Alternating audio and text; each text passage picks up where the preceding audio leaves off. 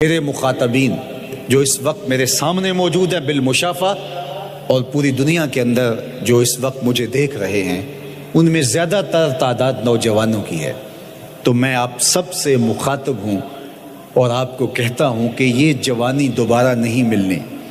بندہ کہتا ہے بڑھاپا آئے گا دیکھ لیں گے، جس طرح ہر چیز کا سرور جوانی میں ہوتا ہے، ہر چیز کا لطف بندہ کہتا ہے جوانی میں ہے، سجدوں کا جو لطف جوانی میں ہے وہ کسی اور زمانے میں نہیں ہے۔ اپنی پیشانی کو سجدوں سے آشنا کرو، اپنی جوانی کو مثل سحر بے داغ رکھنا، اپنے شباب کو الجھنے نہ دینا، اپنے شباب کے تقدس کو پامال نہ ہونے دینا۔ اس کائنات کا بہترین چہرہ وہی ہے جو جنسی کالک سے محفوظ ہے۔ اپنے تقدس کو مجروح نہ ہونے دینا۔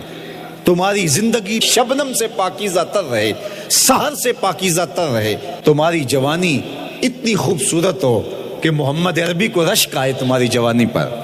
اپنی جوانی کو آوارگی میں بسر نہ کرنا، اپنی اس جوانی کو دین کے لیے وقف کرنا۔ سحری کے سجدوں میں آنسو بہا کر کے جوانی کا لطف کشید کرنا۔ جوانی کا لطف اور مزہ رب کے ساتھ محبت اور رب کے ساتھ عشق کرنے میں ہے۔ جوانی کے اندر دل کی بےتابیاں، دل کی بے چینیاں اور دل کی بے قراریاں ذرا مسلح پہ لے کے آؤ۔ عشق کرنا ہے تو کسی آوارہ سے نہیں، عشق کرنا ہے تو رب العالمین سے کرو، آمنہ کے لال سے کرو، تو پھر دیکھنا کہ یہ جوانی کیا نور بخشتی ہے۔ تم نے اس کے حضور پیش ہونا ہی ہونا ہے۔ اس کے حضور جانے سے تم بچ نہیں پاؤ گے، چھٹکارا نہیں، رستگاری نہیں۔ ایک ایک عمل کا تمہیں حساب دینا ہوگا، ایک ایک حرکت اور ایک ایک سکنت تمہاری تشت ازبام ہوگی۔ تمہارا پوشیدہ اور مخفی عمل قیامت کے دن سامنے آ جائے گا۔ اللہ اکبر، یہ قرآن ہے، یہ کوئی فرضی کہانی نہیں ہے۔ انہ لقول فصل وما هو بالہزل، فرمایا یہ قول فیصل ہے، یہ طے شدہ حقیقت ہے، یہ امر واقعی ہے، یہ کوئی مذاق نہیں ہے کہ یوں ہی کوئی کہانی بیان کر رہا ہے، یہ سب کچھ ہونے والا ہے، یہ اپنی آنکھوں سے تم دیکھو گے۔ آج انکار کرو یا اقرار کرو، تمہیں کھلا موقع دیا ہے، حتیٰ کہ تم کافر بن کے زندگی گزارنا چاہو، نمرود بن کے جینا چاہو، فرعون بن کے جینا چاہو، حامان بن کے جینا چاہو، ہم تجھے دنیا پہ موقع دیں گے۔ لیکن یہ نہیں ہے کہ جب زندگی کی بساط لپیٹے گی پھر کام ختم ہو جائے گا، نہیں، یہ تمہیں ہمیں فرصت دی ہے، پھر ہم نے تم سے حساب لینا ہے، ایک ایک عمل تمہارے سامنے آئے گا۔ اللہ اکبر، ذرا غور کیجئے۔ فآمنوا باللہ، تو بہتر ہے کہ اللہ پر ایمان لاؤ، اس کے حضور تو تم نے آنا ہی آنا ہے۔ بہتر نہیں ہے کہ جیتے جی آ جاؤ، پھر لوگ تجھے اٹھا کے لائیں گے۔ اچھا نہیں ہے کہ اپنے قدموں سے چل کے آ جاؤ۔ کی آگ سن لوک یعقوب تینوں، جدوں ٹر پہ ہوں سر منہ کج کے تو، پھر جو کفن کی تنیوں میں لپیٹ کر کے تجھے لے کر کے جایا جائے گا، تو اچھا نہیں ہے کہ اپنے قدموں سے خود چل کے مالک کی دہلیز پہ چلے جاؤ۔ ایک حدیث میں آتا ہے کہ اللہ بندے کو اپنے سامنے سے ہٹنے نہیں دے گا جب تک اس سے 4 سوال نہیں کر لے گا۔ آپ دیکھیے، میں دیکھوں کیا ہم ان سوالوں کے جواب دینے کے لیے اپنے آپ کو تیار کر رہے ہیں۔ پہلی چیز، اللہ پوچھے گا عمر کہاں گزاری۔ دوسرا سوال، اللہ تعالیٰ علم کے بارے میں پوچھے گا، جو پڑھا تھا بتا عمل کہاں تک کیا۔ خلوت، جلوت، زندگی، شام و سحر تیرے اس سیکھے ہوئے علم کی مطابقت میں تھے یا علم عزت دولت کمانے کے لیے پڑھا تھا۔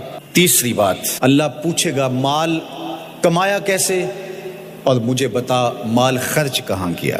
آج لوگ نیب سے ڈرتے ہیں کہ ہم سے پوچھ نہ لیا جائے کہ یہ آیا کہاں سے، منی ٹریل پیش کرو، یہاں ہم بچ جائیں گے۔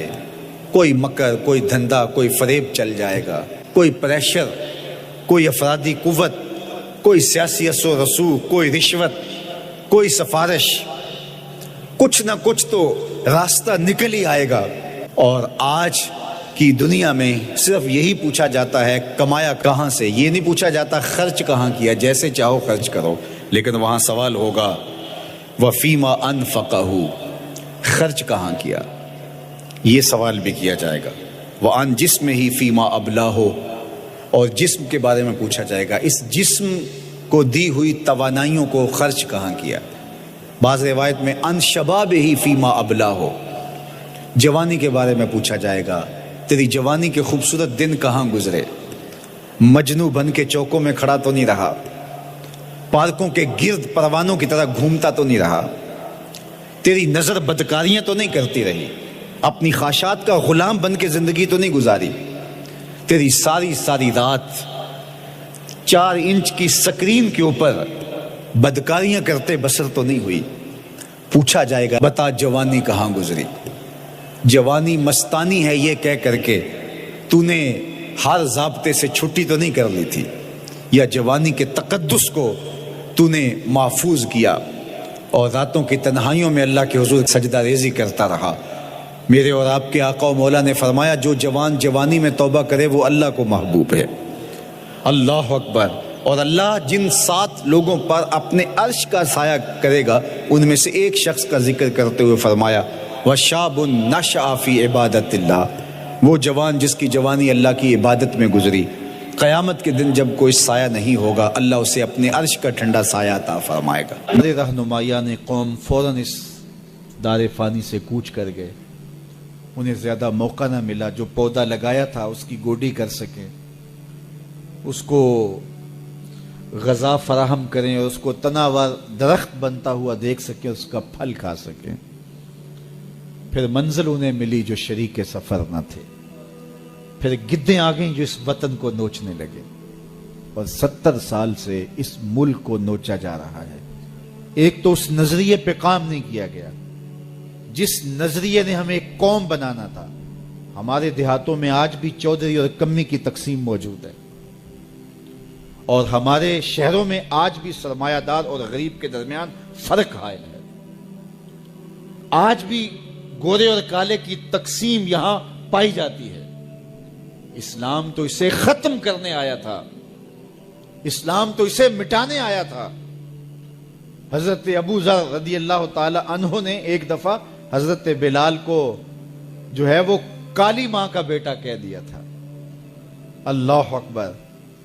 تو وہ روتے ہوئے حضور کے پاس آئے، کہا جب سے اسلام لایا ہوں کبھی اتنا دکھی نہیں ہوا، میں نے کوڑے کھائے ہیں، ضربیں سہی ہیں، میں نے تپتی ہوئی ریتوں کے اوپر اپنے آپ کو مشق ستم ہوتے دیکھا اور ظلم سہے ہیں، لیکن کبھی دکھی نہیں ہوا، آج دکھی ہو گیا ہوں۔ کہا کیا ہوا؟ کہا ابو ذر نے مجھے کالے ہونے کا تانا دیا ہے، کالی ماں کا بیٹا کہا ہے۔